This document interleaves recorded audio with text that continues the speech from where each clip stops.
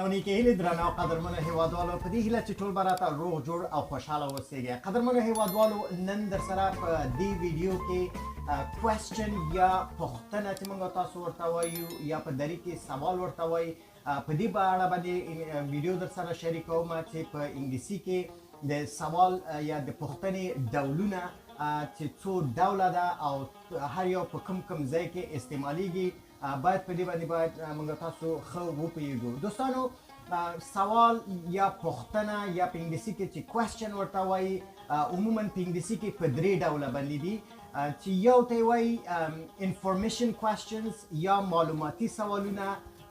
دې ته د دې یو لقب 5WH کوېسچن هم ده، دې ته 5WH کوېسچن هم وایي. معلوماتي ورته ځکه وایي چې کله په دغه سوال باندې له موږ او تاسو نه پوښتنه کیږي نو موږ مجبور یو چې یو معلومات ورته ورکړو. دا هغه سوالونه دي چې دا موږ تاسو په هو او نه باندې نشو ځوابولی، نو ځکه دې ته وایي معلوماتي سوالونه. او 5WH کوېسچن ځکه ورته وایي چې دوی اکثره چې دي په W او H باندې شروع کیږي بغیر د یو نه چې هغه هاو ده HOW، خو په هغې کې هم WH پکې شته دي. نو دې ته وایي معلوماتي سوالونه یا 5WH کوېسچن چې هر یو به په همدې ویډیو کې درته جدا جدا په مثالونو کې استعمالوم تر څو ښه ورباندې پوه شئ. بلې دي آپشنل کوېسچنز. آپشنل کوېسچنز چې دي دوستانو دا اختیاري پوښتنې دي چې دا به انشاءالله په راتلونکي ویډیو کې درته تشریح کوم چې آپشنل کوېسچن چی ته وایي چې مثلا موږ تاسو اختیاري ورته وایو. زه مثلا تاسو نه یو پوښتنه کوم چې do you want the red book or the black book، یعنی ته سور کتاب تور کتاب غواړې که سور کتاب غواړې، نو دلته اختیار مې تا ته درکړی، ته وایې چې یا مثلا the red یا the black one، یو یې انتخابوي. دې ته وایي اختیاري پوښتنې یا اختیاري سوالونه. درېیمې چې دي هغې ته وایي yes no questions. د هو او د نه پوښتنې دي چې کله په دغه باندې موږ تاسو نه څوک پوښتنه کوي نو ځواب یې موږ تاسو کولی شو چې په هو او نه باندې ځواب ورته ورکړو. مثلا do you speak پشتو، آیا ته پښتو خبرې کوې، نو ته وایې چې yes یا no، نو دې ته وایي yes no question. بیا دغه yes no question چې دي دا بیا په دوه برخو باندې تقسیم شوي دي چې یو ته وایي tag question. د tag question ته tail question هم وایي، tail لکۍ ته وایي ځکه دا هغه سوالونه دي چې د جملې په آخر کې استعمالیږي او د لا زیات معلومات لپاره چې په دې باندې به هم له خیره یو مکمله ویډیو درته کوم تر څو ښه ورباندې پوه شئ. او بلې دي هغې ته وایي چې انټونیشن کوېسچنز. انټونیشن یعنې صوتي پوښتنې دي چې هغه صرف په اواز باندې جوړیږي، په لیکلو کې هغه رسمي نه دي بلکې په اواز باندې موږ تاسو هغه پوښتنې جوړوو چې په دې باندې به هم انشاءالله درته یو مکمله ویډیو جوړوم تر څو ښه ورباندې پوه شئ. خو په دې ویډیو کې به صرف په انفارمیشن کوېسچن یا معلوماتي سوالونو باندې خبرې کوو تر څو په دې باندې تاسو ښه پوه شئ. سلام دوستان نهایت عزیز، امیدوار هستیم که خوب و سریحال باشین. دوستان عزیز در این ویدیو همراهتان کوېسچن یا سوال را شریک میسازم که باید ما شما بدانیم که سوال چی است و چه قسم ما شما چند نوع داره و چه قسم استفاده میکنیم از سوال. سوال که است در انگلیسی کوېسچن برش میگه که عموما ما 3 نوع سوال داریم در لسان انگلیسی که یکیش را میگه انفارمیشن کوېسچنز یا سوالای معلوماتی که اینا را به نام 5WH کوېسچن همچنان یاد میکنن. انفارمیشن کوېسچن به خاطر برشان میگه که اینا سوالای معلوماتی هستن. وقتی کسی از ما در یکی از اینا را استفاده میکنه و سوال میکنه ما مجبور هستیم برش معلومات بدیم. 5WH کوېسچن به خاطر برش میگه که اینا شروعشان با WH هستن، بدون یکی اینا که how هستن HOW، ولی how هم در بین خود از WH داره منتها شروعش به WH نیست دیگه، به همون خاطر برای اینا 5WH کوېسچن میگه. دیگهش که هستن، دیگه نوعش که هستن اونا را optional questions میگه. optional یعنی سوالای اختیاری هستن که وقتی یک کسی از شما سوال میکنه برای شما اختیار میده، برای شما یک چانس میده که مثلا شما کدام میخواین یا چیکار میخواین بکنین.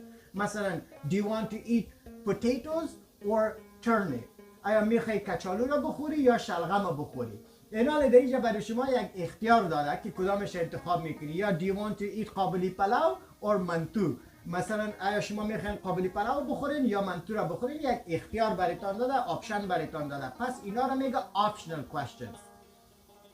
سیومی که هستن اونا را به نام yes no questions یاد میکنن که ما شما دری میگیم که سوال های آ و نه. yes no questions که هستن اونا فقط ما میتونیم به yes و no جواب بدیم. مثلا میگیم که are you Afghan، آیا شما افغان هستین، شما میگین yes I am یا no I'm not، با yes و no جواب میشن. باز همین yes no questions که هستن اینا تقسیم دو شده که دو بخش داره. یکیش هم میگه که tag question، tag question که هستن اینا را tail question همچنان میگه، به نام tail هم اینا را یاد tail دنبه میگه، چون به خاطر اینا در آخر جمله استفاده میشه، به خاطر معلومات بیشتر. وقتی که مثلا ما درباره یک چیزی 80% میفهمیم و میخوایم که 100% مطمئن باشیم، از این سوالا استفاده میکنیم که انشالله بالای اینا همهشان یک ویدیو براتون آماده میکنیم تا شما بهتر و خوبتر بدانید. دیگهش هست intonation question. intonation اصلا صدا را میگه و به خاطر اینا را سوالای صوتی میگن، چون اینا در نوشتن مروج نیستن، در نوشتن فرمال یا رسمی نیستن، اینا فقط در محاوره بیشتر استفاده میشن. چون اگر ما اینا را در چیز بنویسیم،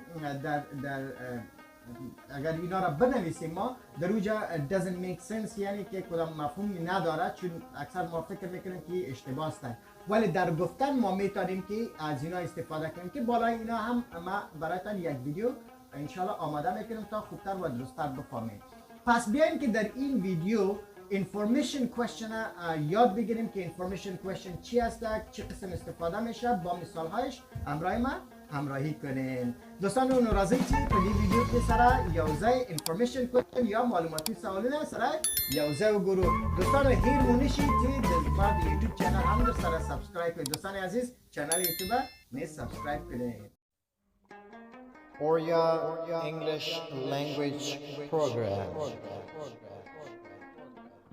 د اوریا د انګلیسي ژبې خپرونه، برنامه لسان انګلیسي اوریا، وړاندې کوونکی عارف اوریا. Lesson 67 وشپیتم لوست، درس 67. Question یعنی پوښتنه یا سوال. دا چې سوال څه شده راځي چې وګورو. درنو قدرمنو هیوادوالو، question یا پوښتنه په انګلیسي کې عموما په درې ډوله باندې ده. پوښتنه موږ په هغه وخت کې کوو کله چې غواړو د یو څه شي په باره کې موږ تاسو معلومات ترلاسه کوو. کله چې په یو څه نه پوهیږو نو موږ تاسو څه کوو، پوښتنه کوو د بل چا نه. نو پوښتنې ته په انګلیسي کې وایي question یا سوال یا پوښتنه، چې دا په درې ډوله ده. یو ته وایي information یا 5WH question. information معلوماتي ته وایي معلومات، او 5WH دا دویم نوم ده، لقب ده. دا چې ولې ورته 5WH وایي هغه به په راتلونکي سلایډونو کې درته تشریح کوم. دویم ده optional question. optional د غوراوي یا اختیاري سوالونه دي، چې دا هم یو قسم سوالونه دي چې دا هم درته بیا تشریح کوم. او درېیمې چې دي yes no question دي، چې دې ته وایي د هو او نه سوالونه دي. بیا دغه د هو او نه یا د yes او no question چې دي دا بیا په دوه تقسیمه شوي دي، چې یو ته وایي tag questions او بل ته وایي intonation question. دا چې tag question او intonation question څه شي دي دا به هم بیا په راتلونکو سلایډونو کې درته تشریح کوم. دوستان نهایت عزیز، question چی را میگه؟ question به معنای سوال است. ما شما سوال را در وقت استفاده میکنیم وقتی که میخوایم درباره یک چیز معلومات بگیریم، یک چیزی را که نمیفهمیم از یک کسی سوال میکنیم. در انگلیسی سوال ها عموما به سه نوع هستند. یکیش را میگه information یا 5WH question که معلوماتی، سوالای معلوماتی است. دومش که هست optional question است، یعنی سوالای اختیاری. و سومش که هست yes no question، یعنی سوالایی که به بله یا نخیر هست. و این yes no question که هست بعدا به دو تقسیم شده که یکیش را میگه tag question و دیگهش میگه intonation question که همهش را در سلاید های آینده براتان تشریح میکنیم. پس بیاین که انواع سوال را هر کدامش جداگانه یاد بگیریم. نورازی دوستانو چې د سوال یا د پوښتنې ډولونه هر یو جدا جدا زده کړو. درنو قدرمنو هیوادوالو، نورازی چې د انفارمیشن کوېسچنز یا 5WH کوېسچنز نه شروع وکړو. دې سوالونو ته انفارمیشن کوېسچنز ولې وایي؟ ځکه ورته وایي چې که چیرته په دغو باندې مونږ تاسو چا نه پوښتنه وکړو او یا څوک مونږ نه پوښتنه وکړي نو باید معلومات ورته ورکړو. دا هغه سوالونه دي چې دا په هو او نه باندې نه جواب کیږي، بلکې باید مکمل معلومات ورته ورکړي. نو ځکه دې ته وایي انفارمیشن کوېسچنز یا معلوماتي سوالونه. او 5WH questions ورته ولې وایي؟ ځکه دغه ټول چې دي په WH باندې شروع کیږي بغیر د دغه وم نه چې دا په H باندې شروع کیږي. دا ټول نور په W باندې شروع کیږي، WH خو دغه آخر چې دا وم نمبر دا هم WH لري خو WH باندې نه شروع کیږي، نو ځکه دته H وایي. ځکه دا نور ټول په W باندې شروع کیږي او دغه یو چې دا په H باندې شروع کیږي، نو ځکه دې ته وایي 5WH questions. دا کوم دي؟ راځئ چې هر یوې جدا جدا ولولو. اول چې دا what معنا څه یا په دری کې وایي چی. دویم when یعنی کله یا د دری میگیم چی وقت. دریم دا where چیرته، په دری کې وایو کجا. څلورم دا which یعنی کوم یو یا کوم، په دری کې وایو کدام. پنځم دا who یعنی څوک یا کی. شپږم دا why یعنی ولی یا چرا. اوم دا how معنا څنګه یا په دری کې وایو چطور. دوستانو نو دغه 5WH question یا معلوماتي سوالونه دي. که چیرته په دغه باندې مونږ نه پوښتنه کیږي نو باید مونږ تاسو چې وکړو پوره معلومات ورته ورکو. نو هر یو به په مثال کې ورته استعمال کړم. دوستان نهایت عزیز، حال درس ما هستگ انفارمیشن کوېسچنز یا 5WH question. اینا را چرا انفارمیشن کوېسچنز میگه؟ به خاطر که وقتی که اگر ما یکی از اینا را استفاده کنیم و از کسی سوال بپرسیم با یکی از اینا، اون نفر دیگه مجبور است برای ما معلومات بده. با آ و نی نمیتونیم اینا را جواب بدیم. به می خاطر اینا را میگه انفارمیشن کوېسچن. و 5WH questions به خاطر برش میگه که اینا همهشان به WH شروع میشه بدون یکی که شماره هفتم هستک و اون هم WH در داخلش هستک ولی به شکل که دیگر هستن این نیستک. پس information questions یا 5WH question کدام ها هستن؟ اولش هستک what یعنی چی. دومش هستک when چی وقت. سومش هستک where یعنی کجا. چهارمش هستک which کدام. پنجم هستک who یعنی کی. و ششم هستک why یعنی چرا. هفتم هستک how یعنی چطور. اینا سوالای هستن که وقتی ما از کسی میپرسیم باید نفر مجبور هستک برای ما یک معلومات بده که انشالله در مثال ها هر کدامش جداگانه برایتان استفاده میکنم و بهتر و بیشتر تشریح میکنم تا شما خوبتر بفهمین.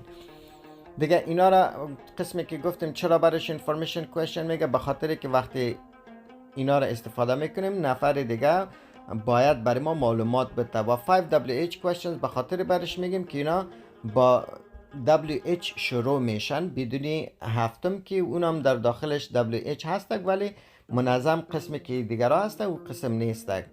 دیگه بیاین که اینها را در مثال ها ببینیم و خوبتر و بهتر یاد بگیریم. نورازی دوستانو چې دا هر یو په مثالونو کې وګورو ترڅو خبربند پوه شو. What is your name?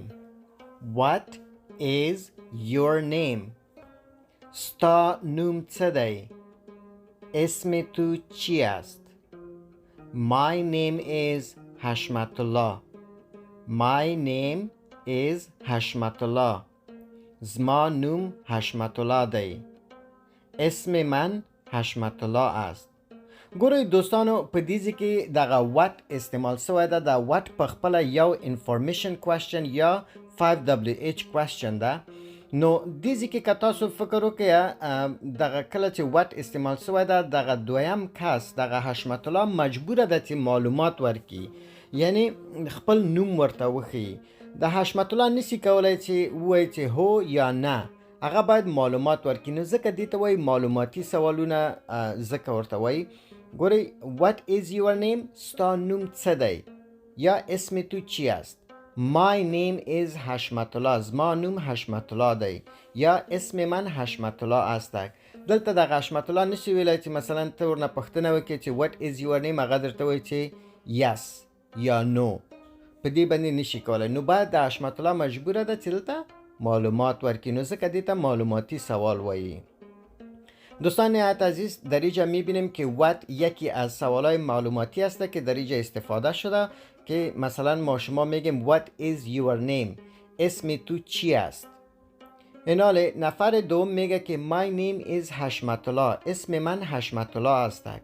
حالا ما نمیتونیم که همین سوال با آ یا نه جواب بدیم، یعنی حشمت الله مجبور است که معلومات بده. پس به می خاطر به اینا را میگه information questions. پس بیان یک مثال دیگر هم ببینیم.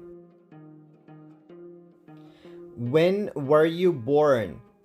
When were you born؟ When were you born؟ ته کله پیدا شوی؟ شما چی وقت تولد شدید؟ I was born in 1985. I was born in 1985. زه په کال 1915 کې پیدا شویم. من در سال 1985 تولد شدیم. دوستانو په دې ځای کې هم when یو له معلوماتي سوالونو څخه ده چې دلته د معلومات د حاصلولو دپاره استعمالیږي. د وخت دپاره دلته چې دغه مخاطب نه پوښتنه کړې ده چې ته کله پیدا شوی، نو هغه مجبوره ده چې معلومات ورته ورکړي. نو دغه مخاطب نشي کولای چې هغه په هو او یا نه باندې ځواب ورکړي. هغه مجبوره ده چې باید پوره معلومات ورته ورکړي. وایي چې مثلا پوښتنه یې ترې کړې ته څه وخت پیدا شوی، نو هغه مجبوره ده چې وایي چې زه په دغه کال کې پیدا شوی، معلومات ورته ورکړي. دوستان نهایت عزیز در اینجا همچنان ما شما میگیم که when were you born؟ when were you born؟ شما چی وقت تولد شدید؟ در اینجا امی when خودش یکی از سوالای معلوماتی است که مخاطب مجبور است که معلومات بدهد برای کسی که سوال کرده. این حال مخاطب نمیتونه که بگه که آ یا نه. اگر مثلا کسی از شما سوال کنه که بگه که when were you born، شما چی وقت تولد شدین، شما نمیتونین بگوین که بله یا نه خیر. اینجا مجبور هستین که شما یک نوع معلومات برای کسی که ازتان سوال کرده یک معلومات برایشان بتین. پس به می خاطر اینا را میگه سوالای معلوماتی. when were you born، شما چی وقت تولد شدید؟ مخاطب میگه I was born in 1985. من در سال 1985 تولد شدیم. پس اینجا مخاطب چی کرد؟ معلومات داد برش. پس به می خاطر اینا را میگه سوالهای معلوماتی. پس بیان که مثال دیگه شب ببینیم. نو راضی دوستانو چه بل مثالی هم وگورو. Where were you born؟ Where were you born؟ Where were you born؟ ته چیرته پیدا شوی؟ شما در کجا تولد شدین؟ I was born in Afghanistan. I was born in Afghanistan. زه په افغانستان کې پیدا شویم. من در افغانستان تولد شدیم.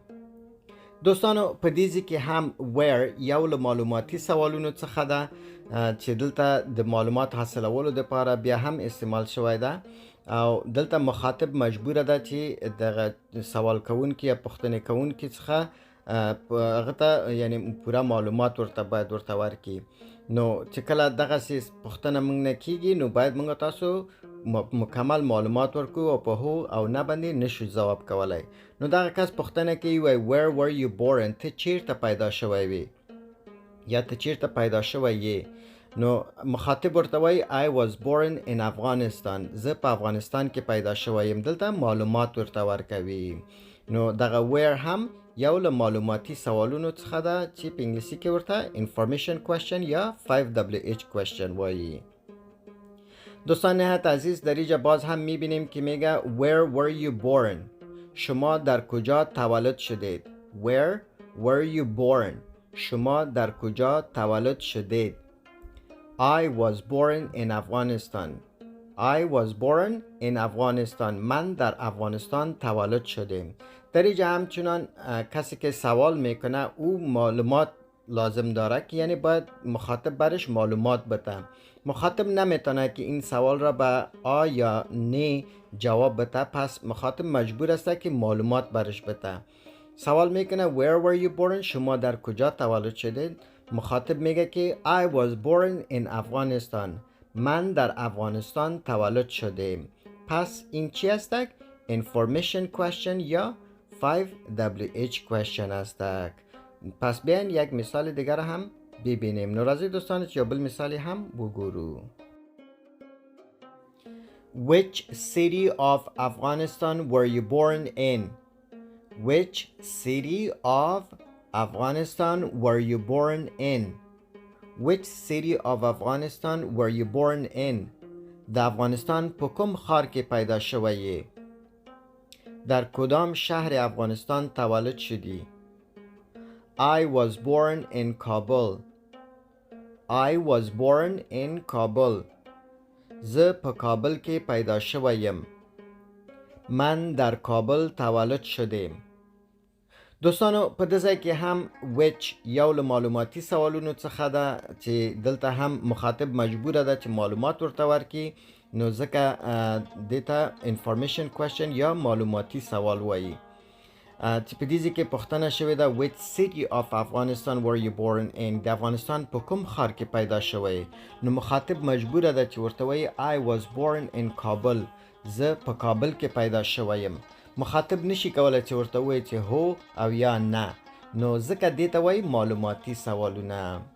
دوستان نهایت عزیز، در اینجا نفر سوال کرده میگه که which city of Afghanistan were you born in؟ در کدام شهر افغانستان تولد شدی؟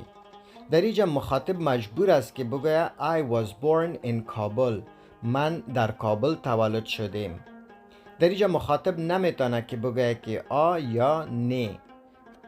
چرا؟ به خاطر که which خودش یکی از سوالهای معلوماتی است که مخاطب باید معلومات برش بده. وقتی این سوال از ما میشه باید ما معلومات بدیم. پس به می خاطر اینا را میگه information question یا 5WH question. امیدوار هستم که ایران درست فهمیده باشین. پس بیاین یک مثال دیگر هم ببینیم. نوrazی دوستانو چی بل مثالی هم وګورو. Who do you live with؟ Who do you live with؟ ته له چا سره اوسیږي؟ شما با کی زندگی میکنید؟ I live with my parents. I live with my parents. زه له خپل مور او پلار سره ژوند کوم. من با والدین خود زندگی میکنم. دوستانو په دې ځای کې هم هو یو له معلوماتي سوالونو څخه ده چې دلته بیا هم مخاطب مجبوره ده چې معلومات ورته ورکړي، ځکه چې په هو باندې پوښتنه شوې ده او دا موږ تاسو نشو کولی چې په هو او نه باندې ځواب ورکړو. نو ځکه دې ته معلوماتي سوال وایي، ځکه چې مخاطب مجبوره ده چې معلومات راکړي. وایي چې who do you live with؟ ته له چا سره ژوند کوي یا ته له چا سره اوسیږي؟ نو مخاطب ورته وایي چې I live with my parents. زه له خپل مور او پلار سره ژوند کوم. نو دلته معلومات ورته ورکړی ده. دوستان نهایت عزیز، در اینجا هم ما شما میبینیم که هو استفاده شده و میگیم که who do you live with؟ Who do you live with؟ شما با کی زندگی میکنید؟ شما با کی زندگی میکنید؟ مخاطب برش میگه I live with my parents. I live with my parents. من با والدین خود زندگی میکنم. در اینجا هو یکی از سوالهای معلوماتی است که سوال شده و مخاطب مجبور است که معلومات برش بده و نمیتونیم که این سوال را با آ و یا نه جواب بدیم. پس به می خاطر این را میگه سوالهای معلوماتی یا information question که مخاطب مجبور است برش یک معلومات را بدهد. پس بیاین یک مثال دیگر هم ببینیم. نوrazی دوستان یا بل مثالی هم وگورو. Why do you speak Pashto? Why do you speak Pashto? Why do you speak Pashto? تو ولی په پښتو خبری کوي؟ شما چرا پشتو صحبت میکنید؟ Because I'm from Afghanistan. Because I am from Afghanistan. Because I am from Afghanistan. ځکه چې زه د افغانستان یم. به خاطر که من از افغانستان هستم. دوستانو په دیزی که why هم یو له معلوماتی سوالونو یا information question څخه ده چې دلته هم مخاطب مجبوره ده چې یو معلومات ورته ورکړي، نو ځکه دې ته معلوماتی سوال یا information question وایي چې پوښتنه یې کړې ده why do you speak Pashto? Why do you speak Pashto? ته ولې په پښتو خبرې کوې؟ Because I am from Afghanistan. دلته مخاطب ورته معلومات ورکړی ده. Because I'm from Afghanistan. یعنی ځکه چې زه د افغانستان یم، نو ځکه زه په پښتو خبرې کوم. دوستان نهایت عزیز، در اینجا همچنان ما شما یکی از information question را میبینیم که why است. میگه که why do you speak Pashto? شما چرا پشتو صحبت میکنید؟ یا why do you speak دری؟ شما چرا دری صحبت میکنید؟ پس مخاطب برش میگه که because I'm from Afghanistan. به خاطر که من از افغانستان هستم. در اینجا همچنان نفر سوال کرده و مخاطب مجبور است معلومات بده. در اینجا همچنان ما نمیتونیم که سوال را به آ و یا نه جواب بدیم. پس به می خاطر اینا را سوال های معلوماتی میگه یا information question برش میگه. و WH خب میفهمین که چرا برش WH میشه، به خاطر که شروع اینها به WH هست. پس امیدوار هستم که این را هم درست فهمیده باشین. یک مثال دیگر هم با هم میبینیم. نو دوستانو هیله ده چې په دې باندې به هم پوه شوي یاستئ. نو راځئ چې یو بل مثال یې هم وګورو. How old are you? How old are you? How old are you? تو څو کلن یې؟ شما چند ساله هستین؟ I am 35 years old. I am 35 years old. زه 35 کلن یم. من 35 ساله هستم. په دې کې هم دوستانو how یو له معلوماتي سوالونو څخه ده چې دلته هم د معلومات د حاصلولو لپاره ورڅخه ګټه اخیستل شوې ده او مخاطب مجبوره ده چې د چا چې پوښتنه ترېنه کړې ده هغه ته معلومات ورکړي. نو ځکه دلته موږ تاسو ویلي دي چې how old are you? How old are you? ته څو کلن یې؟ نو مخاطب ورته وایي I am 35 years old. زه 35 کلن یم. دلته معلومات ورته ورکړی ده. دوستان نهایت عزیز، در اینجا هم ما شما میبینیم که سوال شده، میگه که how old are you? How old are you? شما چند ساله هستین؟ I am 35 years old. I am 35 years old. من 35 ساله هستم. دوستان عزیز، در اینجا سوال شده که میگه شما چند ساله هستین. مخاطب برش جواب میده، میگه که من 35 ساله هستم. I am 35 years old. پس به می خاطر ایره میگه که information question یا سوالای معلوماتی ایجا مخاطب مجبور است معلومات برش بده. این را همچنان ما نمیتونیم که با آ و یا نه جواب بدیم. در اینجا مجبور هستیم ما یک معلومات برای کسی که از ما سوال میکنه برایش یک معلومات تهیه کنیم و معلومات بدهیم. پس اینا را میگه information question یا 5WH question. امیدوار هستم که انفورمیشن کوشن یا 5WH کوشن را درست فهمیده باشید. دوستانو په دې هیله چې په انفورمیشن کوشن یا معلوماتي سوالونو باندې ښه پوه شوي یاستئ، نو راځئ چې اوس لږ اکسرسایز یا تمرین وکړو. دوستانو نه غواړم چې ویډیو ډیره اوږده شي، نو آپشنل کوشنز او یس نو کوشن هر یو باندې به جدا جدا یو ویډیو درته جوړه کړم ترڅو ښه ور باندې پوه شئ.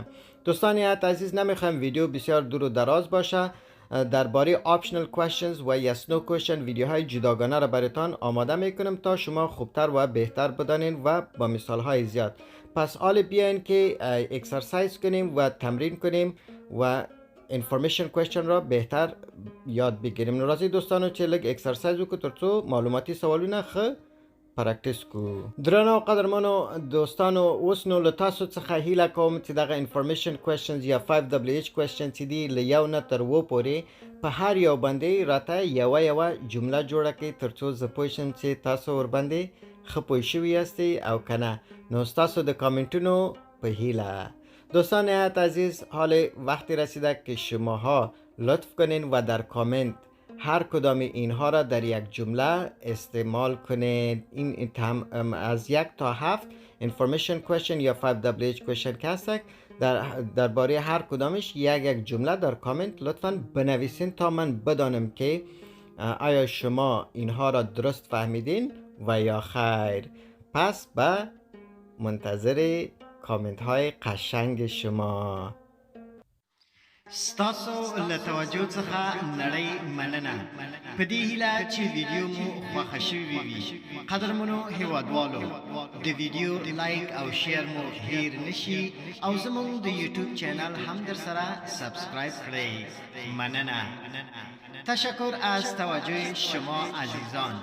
با امید اینکه ویدیو قابل پسند شما قرار گرفته باشد.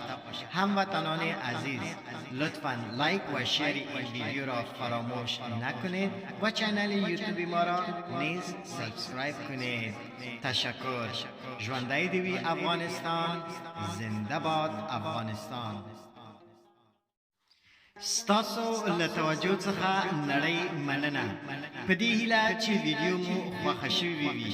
قدرمنو هیوادوالو، د ویډیو لایک او شیر مو هیر نشي او زموږ د یوټیوب چینل هم در سره سبسکرایب کړئ. مننه. تشکر از توجه شما عزیزان. با امید اینکه ویدیو قابل پسند شما قرار گرفته باشد. هموطنان عزیز، لطفاً لایک و شیر این ویدیو را فراموش نکنید و چینل یوتیوب ما را نیز سابسکرایب کنید. تشکر. ژوندی دې وي افغانستان. زنده باد افغانستان.